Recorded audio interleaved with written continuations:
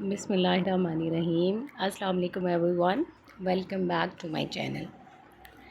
जैसे हमने previous lecture में देखा कि परफेक्टली कंपेटिटिव मार्केट के अंदर फर्म रहते हुए अपना प्रॉफिट मैक्सिमाइज़ कैसे करती हैं, उसकी क्या कंडीशंस हैं और क्या क्या अप्रोचेस हैं।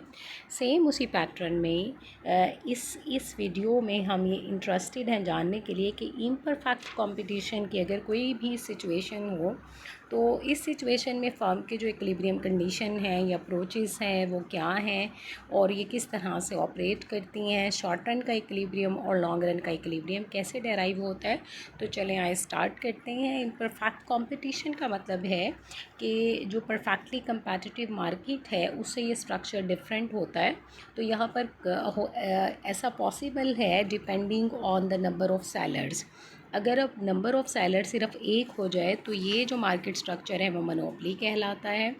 अगर सेलर या फर्म्स की तादाद 2 हो जाए तो डोपली कहलाता है।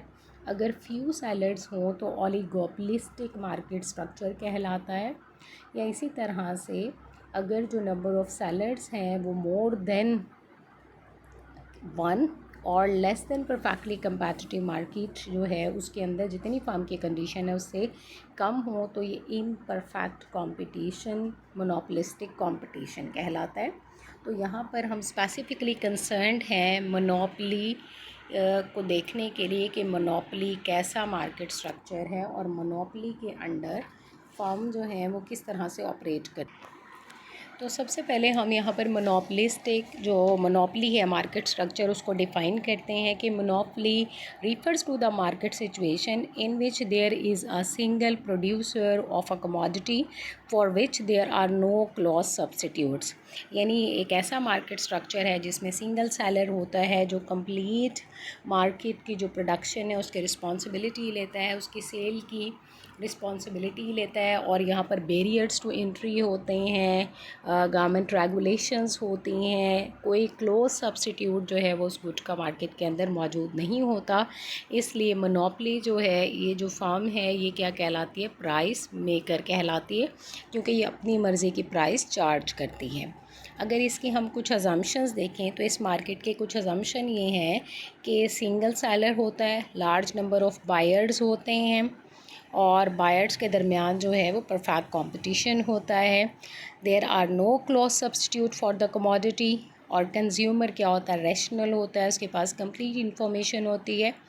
Entrepreneur wants to maximize his profit, यानी यहाँ पर भी फर्म जो है वो उसका जो बेसिक ऑब्जेक्टिव या गोल होता है वो प्रॉफिट मैक्सिमाइजेशन होता है। There are barriers to entry, तो बैरियर्स टू एंट्री होते हैं यहाँ पर ऑनरशिप ऑफ रॉ मटेरियल से रिलेटेड बैरियर्स हो सकते हैं, लीगल रिस्ट्रिक्शंस हो सकती हैं, फॉरेन ट्रेड बैरियर्स हो सकते हैं, नेचुरल मोनोपलीज हो सकती हैं, लिमिट प्राइसिंग पॉलिसी एक्स्ट्रा हो सकती हैं। तो ये कुछ जो हैं वो हमने रिस्ट्रिक्शंस या बैरियर्स से रिलेटेड देखा। अब हम देखते हैं कि इक्विलिब्रियम ऑफ द फर्म जो है वो अंडर मोनोपोली किस तरीके से आता है। जैसे हमने कहा कि मोनोपोली एक ऐसा मार्केट स्ट्रक्चर है जहाँ पर single seller take the responsibility of the production of a good and there is no close substitute of that good. अब यहाँ पर जो इक्विलिब्रियम जो है वो फर्म का वहाँ पर आता है जहाँ पर उसका प्रॉफिट मैक्सिमाइज़ होता है, यानी फर्म का जो बेसिक गोल या ऑब्जेक्टिव होता है वो प्रॉफिट मैक्सिमाइजेशन होता है। And profit is the difference between total revenue and total cost. तो यहाँ पर हम इसकी कुछ अप्रोचेस देख लेते हैं।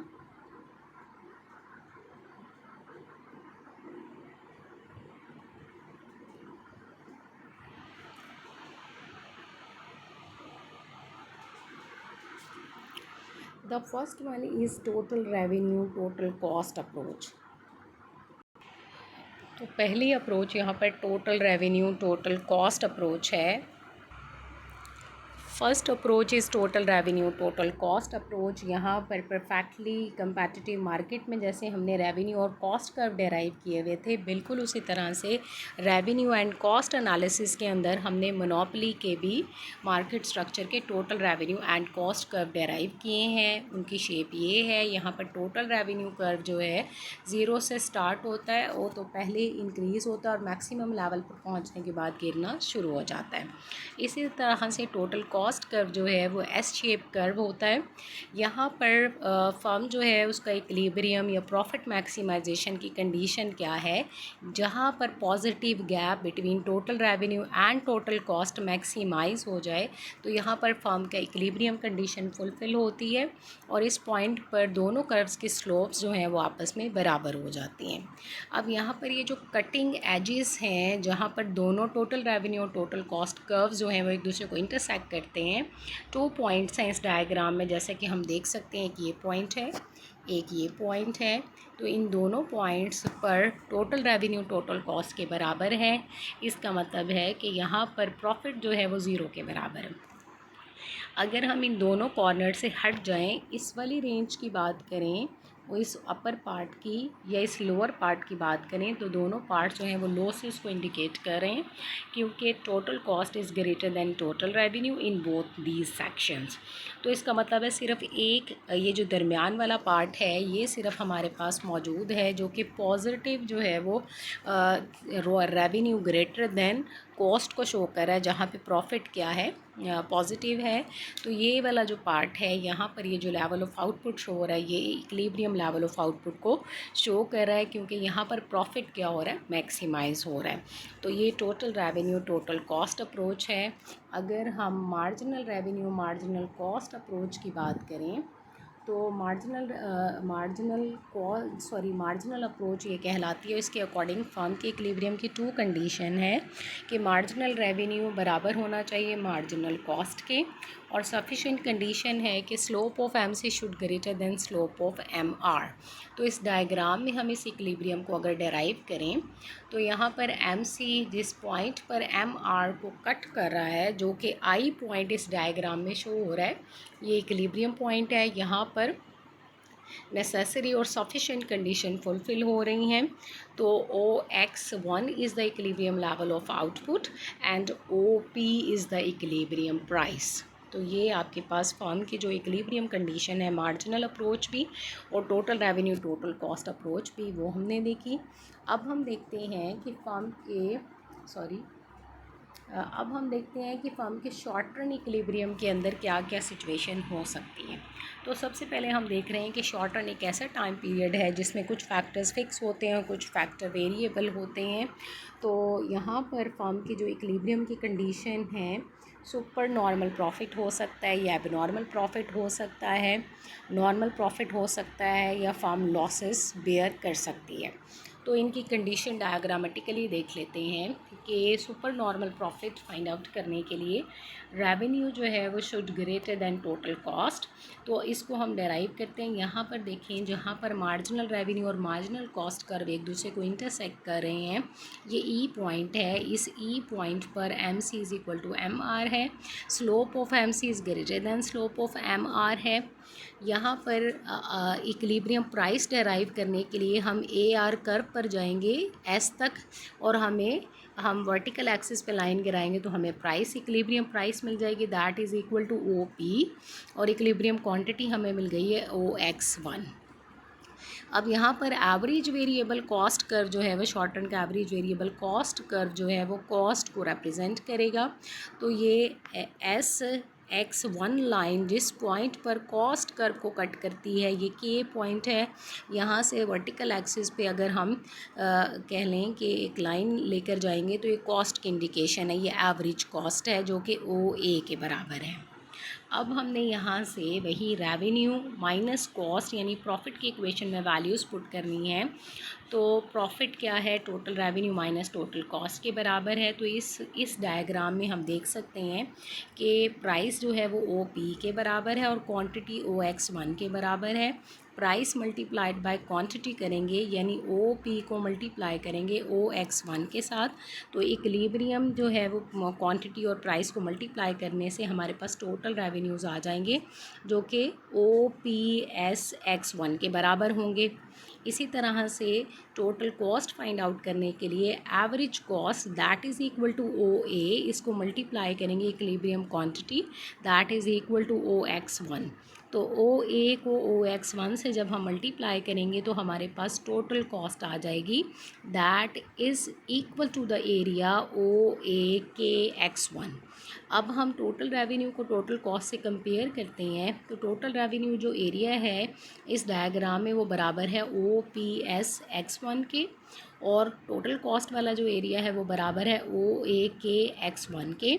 तो यहाँ से हम देख सकते हैं कि revenue is greater then cost. तो इसका मतलब है ये जो यहाँ पर एक एरिया फाइंड आउट हो रहा है जो कॉस्ट और रेवेन्यू के दरमियान डिफरेंस को इंडिकेट कर रहा है, that is equal to APSK। ये एबनॉर्मल प्रॉफिट को रिप्रेजेंट कर रहा है। यहाँ पर ये सोल्यूशन भी हम यहाँ देख सकते हैं कि यहाँ पर यही सेम सिचुएशन है जो मैंने अभी आपको एक्सप्लेन की। तो ये इस तरीके से आप नॉर्मल, सुपर नॉर्मल प्रॉफिट या एबनॉर्मल प्रॉफिट की एक्सप्लेनेशन कर सकते हैं। अब हम चलते हैं नॉर्मल प्रॉफिट की तरफ कि फर्म अगर नॉर्मल प्रॉफिट अर्न कर रही हैं तो इसका मतलब है टोटल रेवेन्यू जो है वो बराबर होगा टोटल कॉस्ट के, यानी रेवेन्यू जो है वो कवर कर रहे होंगे टोटल कॉस्ट के, कॉस्ट को फर्म की। तो इसके लिए सेम इक्विलिब्रियम सिचुएशन हम डेराइव करेंगे। मार्जिनल कॉस्ट कर्व जहाँ MR को कट करेगा इक्विलिब्रियम पॉइंट है जहाँ पर MC is equal to MR है। यहाँ से परपेंडिकुलर डेराइव करेंगे X एक्सिस पर भी और इसको AR पर लेकर जाकर Y एक्सिस पे भी डेराइव करेंगे। तो इक्विलिब्रियम क्वांटिटी डेराइव होगी that is equal to OX1 and equilibrium price derive होगी that is equal to OP। तो यहाँ पर जब इसने AR को कट किया वो A पॉइंट है तो हमारे पास ये एरिया आ गया। अब यहाँ पर अगर हम एवरेज कॉस्ट डेराइव करें तो एवरेज कॉस्ट भी सेम इसी पॉइंट पर क्या कर रही है, इंटरसेक्ट कर रही है। तो हमें यहाँ पर ये लाइन जो है वो एवरेज कॉस्ट तक लेकर जाने की ज़रूरत नहीं पड़ रही क्योंकि वो A पॉइंट पर ही मौजूद है। तो यहाँ पर अगर हम टोटल रेवेन्यू फाइंड आउट करें तो वो किसके बराबर होंगे, OP मल्टीप्लाइड बाय OX1, ये टोटल रेवेन्यू आ जाएंगे और आंसर आएगा हमारे पास OPAX1। अगर हम कॉस्ट फाइंड आउट करें तो एवरेज कॉस्ट भी OP के बराबर है। तो एवरेज कॉस्ट को भी जब क्वांटिटी के साथ मल्टीप्लाई करेंगे तो टोटल कॉस्ट आ जाएगी that is equal to OX1AP। इसका मतलब है दोनों सेम हैं, दोनों एक दूसरे से कैंसल आउट हो जाएंगे और प्रॉफिट का आंसर जो है वो ज़ीरो आ जाएगा। That is normal profit in economics term. तो फर्म जो है वो शॉर्ट टर्म में अब नॉर्मल प्रॉफिट या लॉसेस फेस कर सकती है। तो लॉसेस की सिचुएशन क्या हो सकती है कि total revenue fall short of total cost, यानी टोटल रेवेन्यू जो है वो unable to cover the total cost of a firm. इस सिचुएशन में फर्म जो है वो लॉसेस फेस कर सकती है। तो लॉसेस को जो है एलाबोरेट करने के लिए डायग्रामेटिकली सेम सिचुएशन हम देख लेते हैं कि इक्विलिब्रियम पॉइंट E पर है जहाँ MC is equal to MR है। यहाँ से हम एवरेज रेवेन्यू पर जाएंगे ताकि हमें प्राइस मिल जाए। तो यहाँ पर K पॉइंट पर हमें एवरेज रेवेन्यू मिला और यहाँ से हमने परपेंडिकुलर Y एक्सिस पर डेराइव किया तो इक्विलिब्रियम प्राइस मिल गई। तो OP is the equilibrium price and OX1 is the equilibrium quantity. OP equilibrium price को अगर हम OX1 इक्विलिब्रियम क्वांटिटी के साथ मल्टीप्लाई कर दें तो टोटल रेवेन्यू की जो आपके पास है वो आ जाएगा that is equal to OPKX1। अब यहाँ पर कॉस्ट फाइंड आउट करने के लिए एवरेज कॉस्ट कर्व डेराइव हुआ है जो कि इस रेवेन्यू कर्व से ऊपर चला गया है, इस इक्विलिब्रियम प्राइस से ऊपर फॉल कर रहा है।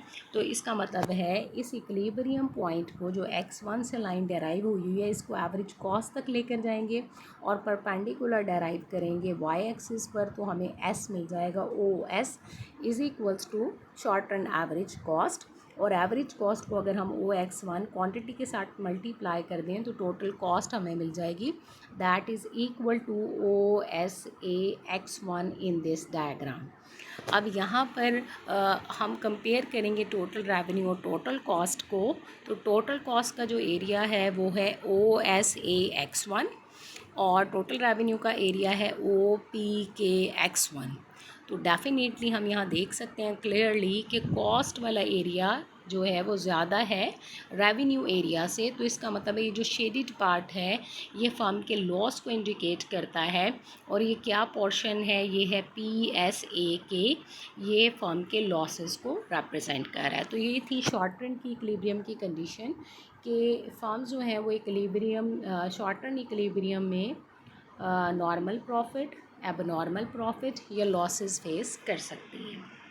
अब अगर हम लॉन्ग रन इक्विलिब्रियम की तरफ जाएं फर्म के, तो लॉन्ग रन को सबसे पहले डिफ़ाइन कर लेते हैं कि लॉन्ग रन एक ऐसा टाइम पीरियड है where all the factors becomes variable. तो इस सिचुएशन में जो मोनोपली की फर्म है, जो मोनोपली है जिसके पास जो सिंगल सेलर है, वो डिफरेंट लेवल्स पे प्रोड्यूस कर सकती है। ये प्लांट साइज़ पर डिपेंड करता है। अगर वो कह लें कि सब ऑप्टिमल यानी ऑप्टिमल लेवल जो मिनिमम पार्ट है एवरेज कॉस्ट कर्व का, उससे पहले प्रोड्यूस करे तो सब ऑप्टिमल है। अगर उस मिनिमम पार्ट पे प्रोड्यूस करे तो ऑप्टिमल होगा। अगर इस मिनिमम पार्ट से भी जो अगला पार्ट है, जो इंक्रीजिंग कॉस्ट का पार्ट है, जिसको हम सरपास कहते हैं, वो क्या कहलाता है, कह लें सरपास या अबव ऑप्टिमल लेवल कहलाता है। तो ये कुछ कंडीशंस हैं जिसको हम लॉन्ग रन में डिस्कस करेंगे फॉर्म के इक्विलिब्रियम की। तो पहला हम यहाँ पे सिचुएशन देख रहे हैं कि अगर मोनोपली की जो फॉर्म है वो बिलो कह लें ऑप्टिमल लेवल यानी मिनिमम पार्ट ऑफ ABC के मिनिमम पार्ट से पहले प्रोड्यूस कर रही है, मीनिंग टू से दैट कि डिक्रीजिंग पार्ट ऑफ LAC पर अगर फर्म ऑपरेट कर रही है तो इसका मतलब है बिलो ऑप्टिमल लेवल है। तो यहाँ पर हम सब ऑप्टिमल भी इसको कहते हैं। तो सब ऑप्टिमल लेवल पे इसको हम देखते हैं कि यहाँ पर इक्विलिब्रियम की क्या सिचुएशन है। तो देखें यहाँ पर LMC long run marginal cost curves और long run average cost curve given है। तो यहाँ पर जो इंडिकेट कर रहा है कि हम लॉन्ग रन इक्विलिब्रियम जो है वो यहाँ पर देखना चाह रहे हैं। यहाँ पर भी सेम सिचुएशन है, फर्म का इक्विलिब्रियम E पॉइंट पर है, MC is equal to MR है। AR कर्व पर जाएंगे ताकि रेवेन्यू हासिल हो जाए। तो आपके पास प्राइस आ जाएगी। प्राइस OP को OXE इक्विलिब्रियम क्वांटिटी के साथ मल्टीप्लाई करेंगे तो टोटल रेवेन्यू आ जाएंगे, that is equal to OPSXE। ये हमारे पास जो है वो टोटल रेवेन्यू आ जाएंगे। टोटल कॉस्ट के लिए हम long run average cost per जाएंगे जो कि K पॉइंट पर मौजूद है, परपेंडिकुलर डेराइव करेंगे Y एक्सिस पर। तो AOA हमें लॉन्ग रन एवरेज कॉस्ट मिल जाएगी। एवरेज कॉस्ट को मल्टीप्लाई करेंगे टोटल क्वांटिटी के साथ जो प्रोड्यूस हो रही है, तो हमारे पास टोटल कॉस्ट आ जाएगी, that is equal to OAKXE। अब हम इनको कंपेयर करें तो revenue is greater than total cost. तो इसका मतलब है ये जो शेडिड एरिया यहाँ पर शो हो रहा है ये एबनॉर्मल प्रॉफिट को शो कर रहा है कि लॉन्ग रन में फर्म जो है वो बिलो ऑप्टिमल लेवल या सब ऑप्टिमल लेवल पर ऑपरेट कर रही हैं और एबनॉर्मल प्रॉफिट अर्न कर रही हैं। अब हम देखते हैं कि अगर अबव ऑप्टिमल लेवल या सरपास की सिचुएशन में हो, यानी यहाँ पर फर्म मिनिमम के बाद जो है वो LAC के मिनिमम पार्ट के बाद जो इंक्रीजिंग पार्ट है वहाँ पर ऑपरेट कर रही है, इसलिए इसे सरपास की सिचुएशन कहते हैं या अबव ऑप्टिमल लेवल कहते हैं। तो यहाँ पर देखें कि सेम सिचुएशन है, MC is equal to MR है, इक्विलिब्रियम कंडीशन E पॉइंट पर है, OXE इक्विलिब्रियम क्वांटिटी है और इक्विलिब्रियम प्राइस के लिए हम एवरेज रेवेन्यू कर्व पर और फिर Y एक्सिस पे जाते हैं तो OP is the equilibrium price. OP equilibrium price को मल्टीप्लाई करेंगे OXE इक्विलिब्रियम क्वांटिटी से तो हमारे पास टोटल रेवेन्यू आ जाएंगे, that is equal to OPSXE। Cost find out करने के लिए एवरेज कॉस्ट कर्व पर ये जो SXE लाइन है, ये जहाँ पर एवरेज कॉस्ट को कट करती है वहाँ से Y एक्सिस पर परपेंडिकुलर डेराइव करेंगे तो OA is equal to average cost और इस एवरेज कॉस्ट को मल्टीप्लाई अगर कर दें OXE से तो टोटल कॉस्ट आ जाएगी, that is equal to OABXE। अब इसको हम कंपेयर करें रेवेन्यू को कॉस्ट के साथ तो क्लियरली हम देख सकते हैं कि OPSXE portion is greater than OABXE, meaning that the shaded area is the representation of abnormal profit।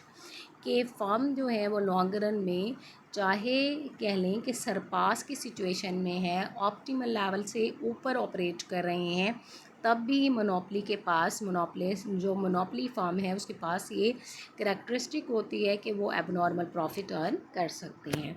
अब हम चलते हैं कि अगर फर्म ऑप्टिमल लेवल पर ऑपरेट कर रही हो तो यहाँ पर firm minimum level of cost long run average cost per operate कर रही है। तो इसको डेराइव करने के लिए भी सेम सिचुएशन है, इक्विलिब्रियम वही MC=MR पर आ रहा है। तो यहाँ पर जो इक्विलिब्रियम प्राइस है उसको फाइंड आउट करने के लिए सेम पैटर्न हम फॉलो करेंगे। एवरेज रेवेन्यू कर्व पर जाएंगे और वाई एक्सिस पर हम प्राइस डेराइव करेंगे, that is equal to OP को मल्टीप्लाई करेंगे इक्विलिब्रियम क्वांटिटी OXE के साथ, तो हमारे पास टोटल रेवेन्यू आ जाएंगे, that is equal to OPSXE। इसी तरह से कॉस्ट फाइंड आउट करने के लिए हम SXE लाइन पर जहाँ पर कॉस्ट मिल रही है वहाँ पर परपेंडिकुलर वाई एक्सिस पर डेराइव करेंगे। तो OA is equal to average cost को मल्टीप्लाई करेंगे टोटल क्वांटिटी से, that is equal to OXE। तो टोटल कॉस्ट आ जाएगी, that is equal to OAEXE। तो यहाँ पर भी हम क्लियरली देख सकते हैं कि total revenue is greater than total cost. तो इसका मतलब है कि ऑप्टिमल लेवल पर भी मोनोपोली की जो मार्केट है, फर्म है, वो एबनॉर्मल प्रॉफिट अर्न कर सकती है। तो लॉन्ग रन में फर्म की कंडीशन की ये जो है 3 डिफरेंट कंडीशंस हैं कि वो सब ऑप्टिमल लेवल, ऑप्टिमल लेवल या सरपास की सिचुएशन में ऑपरेट कर कर भी एबनॉर्मल प्रॉफिट अर्न कर सकती हैं। जैसा कि हमने यहाँ पर देखा, अगर यहाँ पर सप्लाई कर्व की बात करें तो there is no concept of unique supply curve in this market. इसकी रीज़न क्या है? इसकी रीज़न ये है कि फर्म जो है ये चूँकि प्राइस मेकर है, तो इसलिए इसकी चॉइस होती है, ये अपनी मर्ज़ी से डिफरेंट ग्रुप्स को डिफरेंट प्राइस भी चार्ज कर सकता है। यानी एक क्वांटिटी ये 2 डिफरेंट प्राइसेस पर भी मार्केट में ऑफ़र कर सकता है। इसके अलावा एक प्राइस पर 2 डिफरेंट क्वांटिटी भी ऑफ़र कर सकता है। तो इसलिए there is no unique 1-to-1 correspondence between price and quantity in monopoly. So there is no concept of unique supply curve in this market। तो यहाँ से यहाँ तक जो है वो हमने मोनोपोली के अंदर देखा कि फर्म्स कैसे ऑपरेट करती हैं, फर्म का इक्विलिब्रियम कैसे आता है, शॉर्ट टर्म में कैसे इक्विलिब्रियम डेराइव होता है। 2 डिफरेंट अप्रोचेस हमने यूज़ की, total revenue total cost approach and marginal revenue marginal cost approach. Hope you understand. If you have any question you can comment me. Thanks for watching.